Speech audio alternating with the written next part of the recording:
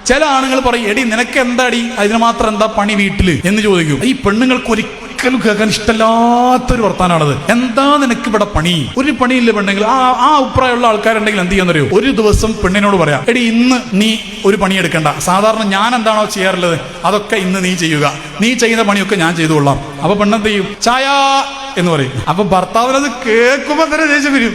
ഇതെന്നും കേൾക്കുന്നതായി പെണ്ണ്.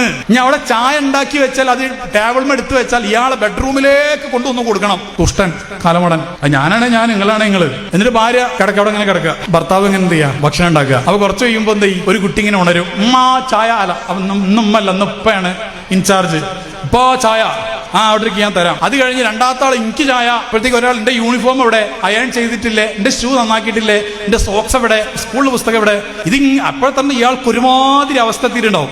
അപ്പോഴാണ് 6 മാസമുള്ളത് തൊട്ടിലിൽ നിന്ന് എന്നൊരു സൗണ്ട് ഉണ്ടാക്കുക. പണ്ടാരടങ്ങാനായിട്ട് ഇയാൾ എന്തായാലും ഒരാഴ്ച കുട്ടിനെ നോക്കിയാൽ കുട്ടിനെ കുത്തിക്കൊല്ല് എന്തെങ്കിലുമൊക്കെ ഇയാൾ ചെയ്യും.